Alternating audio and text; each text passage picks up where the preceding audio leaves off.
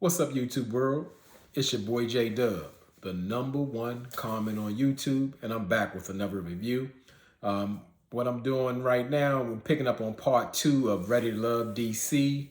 That's what friends are for. So I'm just gonna pick right up where I left off at. So we're going to Mumin's date, and she invited her friend Robin to screen her potential candidates. And the first person that shows up is Dante. And Dante starts off like he's Walter. You know, when Walter got to start off with the story about his late wife, Dante got to give you his story that, you know, I got 3 kids by 3 different women. He got to put that disclaimer out there. And I'm gonna say rightfully so, because that's some need to know information, because I'm sure he's received a lot of rejection behind that, because that's a lot to deal with. You know, 3 different children, 3 households. He's not from here, so I'm sure they're spread in a different area, all across the world, the state, whatever. I don't know, but it's just way too much. You know, he could pull that move like Latoya Luckett ex-husband do. You get mad, I'm going to see my kid, and I'm going up to Chi-Town. You know, he could be going to see a whole nother woman or whatever. It's just too much. It's not enough person to go around. He need to wait to raise his kids. But they say there's somebody for everybody. So maybe his woman is out there that'll work with him in his 3 kids and his 3 households and all that kind of stuff, being out of town. So so pretty much you can tell like Mumin is, I guess I'm having trouble saying her name. Mumin is kind of drawn to Dante because she likes that physical touch. She seems to be like anybody that's into her. So I question her connections, because remember, that's the same lady that took a little stroll in the woods with Corey and did that imaginary horseback ride, and it was asking for more to role play in it. So, you know, I always look at her funny, and I always question her interactions. So it appears that she's into Dante, and you know, she's her friend is like they charming all these women, and they going with it. So he seems so transparent and honest with telling about his 3 kids. And Moomin concern is, well, like, you know, she deals in children's ministry, but that may be like an obstacle, something to deal with dealing with 3 different children and 3 different households, you know, because he's already established his family. And so, speaking of the widower, Walter shows up, and he's coming in there, but they all look surprised that like he's there, because Dante's thinking like, hey, you know, I had my own date, but you can see Dante kind of locked in on Moomin and took her hand on the table and holding her, and she said she appreciated that because it was kind of a tense situation, because I believe Walter brought that tense energy. And to me, I would think like the same way Sabrina handled her date. You know, you bring one in after Walter leave, then you bring Sean in. You know, that's how it should work. Not like you bring in a panel and y'all throwing questions. You can't really focus on one person. It's different energies in the room. So I don't like how they do that process. You can wait 10 minutes, because shortly after that, Dante left, and Walter was there with Moomin, and Walter was being questioned like he was there the whole time. And Moomin's friend Robin wants to know, like, well, so how are you ready to commit to Moomin and all that? And Walter like looking crazy, like the commitment just walked out the door. You know, that was, you know, they was all booed up pretty much. So you want to ask me, I commit? I'm willing to see if we can make a connection, you know, to move forward in doing so. And I like the way he answered that, like to put the record straight or whatever. Like, you know, they like to lock you in and find out who's the #1 and where you at. You ready to get married and have kids and all that? Yeah, it's called Ready to Love. This ain't Married at First Sight. So let the connections happen, and that's how we move forward. Not just, oh, off the break, you ready to commit. I don't even know you. I've been on 1 date with you now. I'm ready to lock in. That ain't enough, even though it's an accelerated process. So we go to Phil. By the looks of it, Phil looks like he was inviting the ladies out to for dates, because he had 3 separate dates, and pretty much he said he's gonna go where he's requested to go. So he don't want to disappoint the ladies. So it don't matter how many invited, he gonna make all of them. And so he's meeting up with, in a separate dates, he's meeting up with Aisha, Shiloh, and Tasia. And First he's over at Shiloh's house. She invited him over, and they get to like rapid fire questions. Where you from? New York. What part of New York? Queens. You know, you want to get married. You want kids. How many? I mean, he was like bam, bam, bam. And he was handling them, but to me, I don't feel like they was really getting to know. It was just like a straight interview, and I get that. You know, even though Phil told Shiloh that she was his strongest connection, because I know he was interested before. I just don't see them together. I don't see the chemistry. You know, it doesn't. I just don't see it. I don't pick it up. And so Phil, he's going over to his second date, and he went over to Aisha, and they met at a restaurant, and she got her friends there. And as I said, he handles himself. He looks comfortable in that setting, and you know he likes to say a little jokes. Like he's charming the ladies, and they going for it. And what I kind of caught was like game. He did it in to see his date as well as Aisha date. When they say something, look like he getting up and going, you know, check please or whatever. Like that's like a thing he used to do on these first dates. So that's where he shines at, and he's doing well. And when he's with Aisha, I mean, they was all hugged up and look like they've been lovers for years or whatever. But I don't know if Aisha was locking in on him and he just was going with it, or they just had that kind of connection. I'm not sure, but we go back to his date with Tasia. Now, Tasia, her friends, they seem a little more intellectual. They want to know like how serious he is, and they even hit him with. I mean, sometimes I would have been surprised by the question. It was like, what is your purpose? Like, whoa. I mean, I sat down. I might do the feel and just get up. Like, what is your purpose? I gotta go to deep. What is my purpose in life?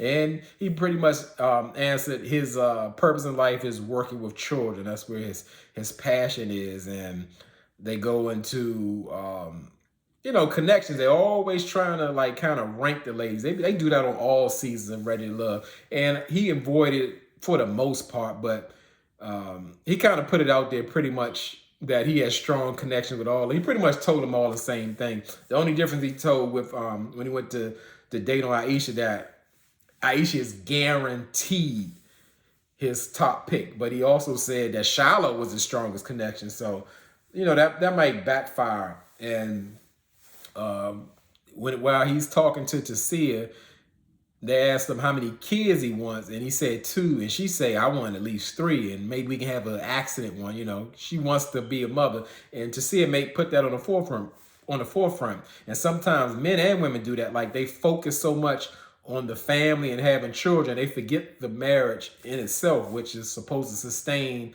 out of all of that. Of course, you'll be a parent for the rest of your life, but you have that person in that house you share space and time with, who you haven't focused on them, you're nothing but strangers. But like I said, overall, Phil, I think he did a really good job, because like I said, he mixed and mingled with 3 different sets, and pretty much everyone they took to him and they believed in him. You know, Phil is the man. Pick Phil, you know. So go Phil.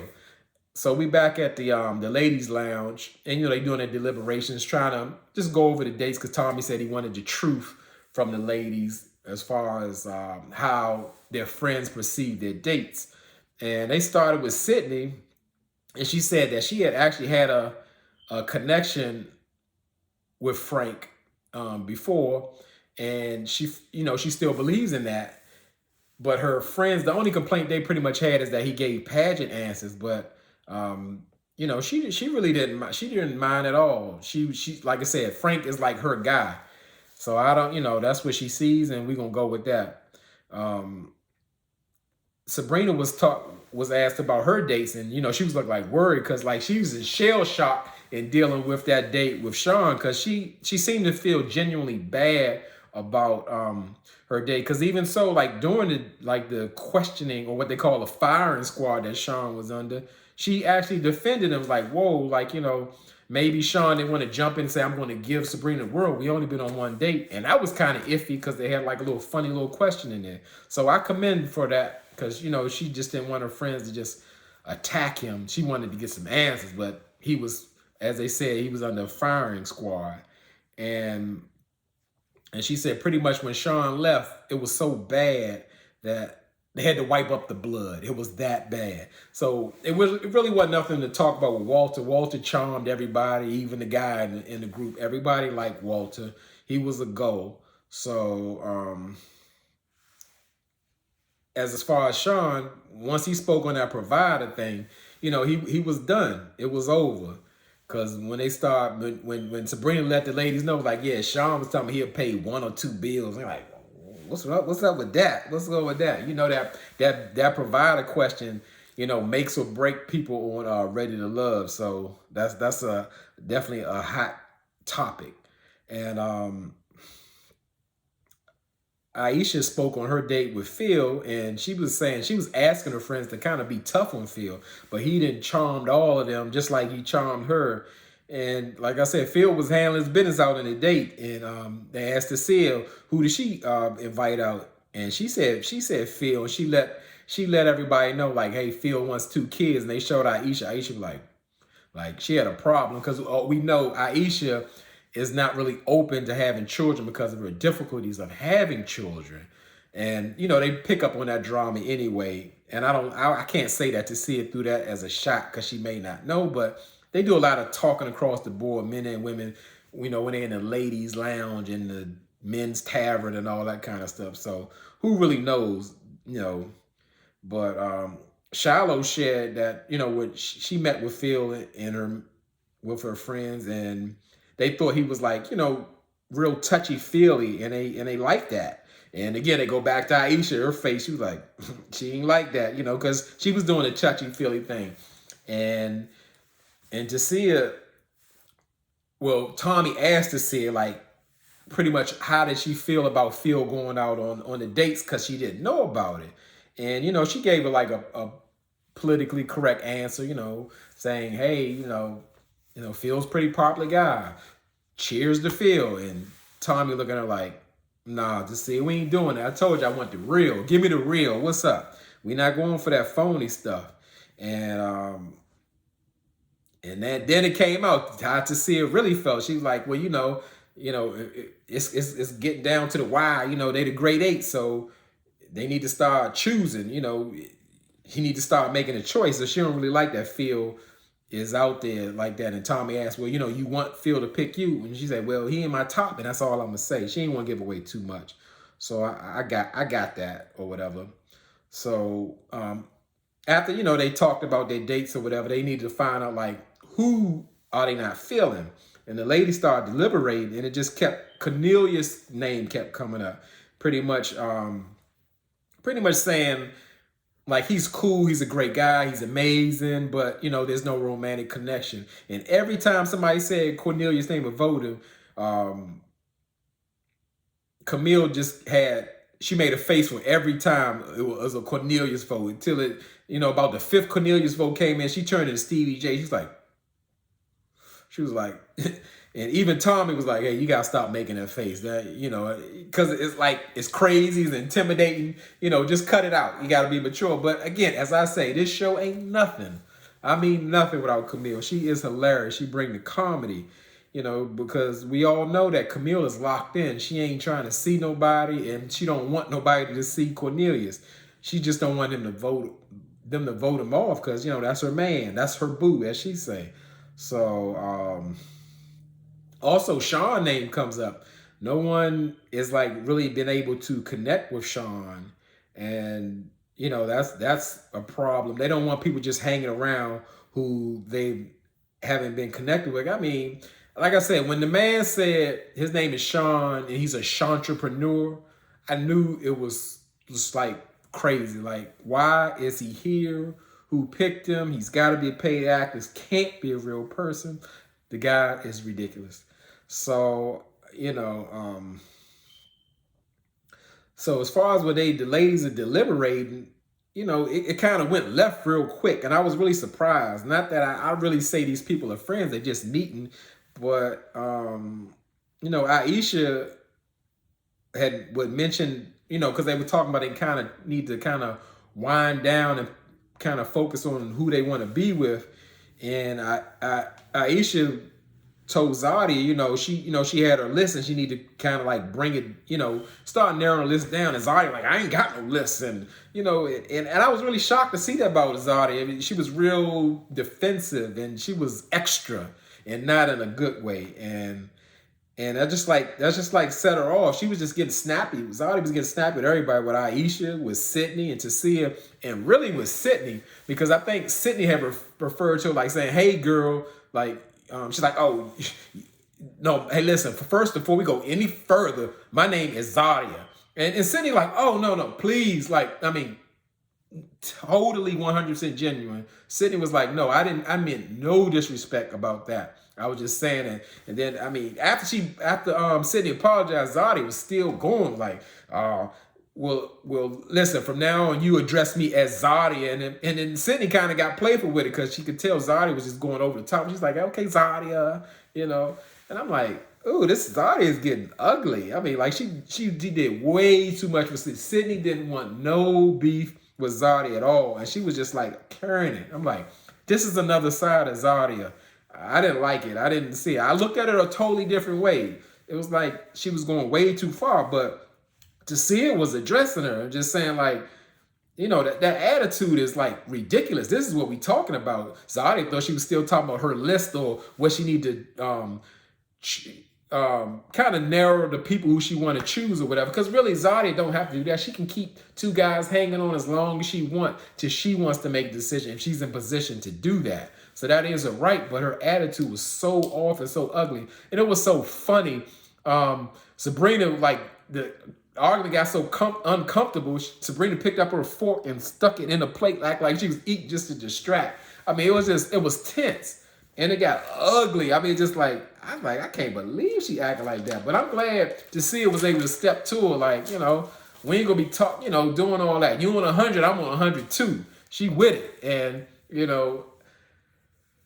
yeah, somebody got to put a stop to it. But we know with that attitude coming out like that, we know something else is coming. That ain't the end of that. There's going to be some problems. Zadia has revealed her real self. That representative, that's come down. I thought she was just having a bad day, but, that's who she is. So we get to the dismissal dates, and everybody always think they on a date. So Zadia invites Cornelius out, and they're talking about, like, how good it is to finally get out and be there. Of course, Zadia knows what it is. Cornelius thinks he's on a date because in his confessional, he like, I don't want to go too far with Zadia because I know her and Camille are friends and everything. And he doesn't want anything to get back to Camille that she wouldn't be pleased with. I'm like, this boy is pathetic. You hear me? Like, he didn't bought into that Camille is claiming him when he's not. He doesn't seem locked in because he would be talking the same language she is, but he's not. But we don't know what Cornelius is about. He's hiding something. He's hiding something behind that smile. You can tell it's like anxiousness. It's not real. He's not being himself. He's not telling his truth. I can see it. And so while they're on a date, Cornelius saying like he's been torn, about connecting with other people because Zod is pretty much telling you like people have like a problem with the way you're so closed off, you're so locked in with Camille, and she wants to know, is Camille gonna,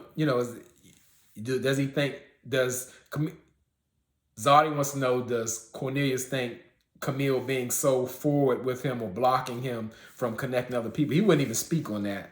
And Cornelius claimed just like he's so torn and he's been doing pretty good in the process. And, he's so torn in dealing with the connections that he had with other people. And they're like, what other people? And he was saying that Zadia was one of the people, but that's no longer, he said it was in the past tense. And Zadia was like, she really didn't care. She didn't really care because she's not into Cornelius. She don't see him like that. But like I said, Cornelius, he was just sitting there lying in her face. She don't have no connections with nobody. Every time he go out on a date is with Camille. So, I mean, that's the narrative being pushed like that. So, I just think, again, Cornelius is hiding. He's laying low on the radar. And To me, he still ain't all that into Camille. Camille just claims him. The Black Widow has another victim. That's her prey. And Zadi actually told Cornelius, since the ladies felt that way, is still ready to love, but he needs to open up, for more connections because he's just hanging around. And I'm just surprised. This is where I would have liked to see a double elimination. Cornelius needs to go home. They just need to self-eliminate. If Camille's not open to seeing somebody else or connecting as well as Cornelius, he needs to go too. So it's not just to set y'all up and then y'all ride off. Y'all supposed to be working on other connections and then seeing what's the best connection. So to see it, she invites Sean out, and Sean pretends to like being so attracted and so into to see it, which we know is not the case. Sean said Tasia was just checking on Sean, like seeing what he'd been up to. He's like, well, I've been out on a couple of dates, but he really didn't like doing that situation with Sabrina house where the friends were interrogating him and everything. And Tasia felt like all the ladies felt that Sean showed very little interest, and she used herself as an example. Like they went out on a date, and she said, she was saying this figuratively, like, I left the key under the door for you. You never came. Because at the date, he claimed to be so into her. She's such a church Southern girl, and she's beautiful, and she wants to have children. But he never called back. And Sean pretty much said, well, it's a way of I process things a little slower than others, and I've been trying to catch up, and then I've been failing at that. And Sean pretty much said, once he got torn apart at the Sabrina panel, he was pretty much done. And he just and Tasia said that, like, we felt like you just gave up. Your communication was trash, and for that, you're not ready to love. And Sean got to do a dramatic, and he thank you, God, and he was relieved and took his little napkin, and he was done. And that kind of really bothered me because to me, Sean was there just like wasting time. If he couldn't get with the process as a 44-year-old man, it just didn't make sense. He was taking up space. And I really thought it was unfair that they brought him and Sydney in mid-season after they then fired a few people. Like, they're taking up space, they're causing confusion, shaking things up. And to me, they just don't belong. I really don't have a problem with Sydney. She's a go with the flow type lady, and she's just trying to find her space or whatever. And they even back at the ladies' lounge, they kind of clowned her because Sydney was just making a point. Well, I'm not in the way. I'm just getting to know people. And Sabrina was like, okay. And of course, mean Zadia just laughing and putting. She found that funny. She wasn't upset because they was okay with clowning Sydney. And Sydney's just a go with the flow. But to me, she don't belong there either. So again, Sean's been taking up space. He ain't been communicating with the ladies. He's been claiming all this, that he wants Sabrina, but he's not sure in a couple of months he's going to want her, or he's with Tasia, so interested with her, but never call her back. It's just a big old waste. And I think it was a bad decision.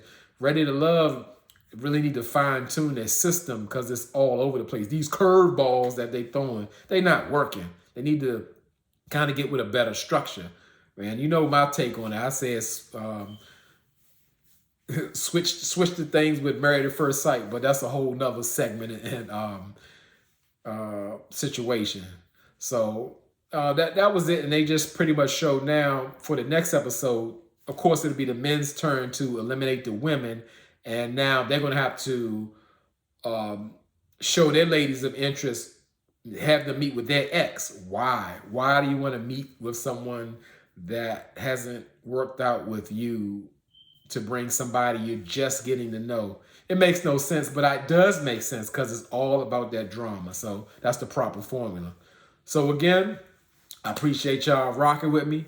Get down in those comments. Let me know what you think, about all of this, because I had a whole lot to say, especially with this part 2. So again, y'all could be anywhere in this YouTube world, but you're here with me. I really appreciate that, and I really mean it.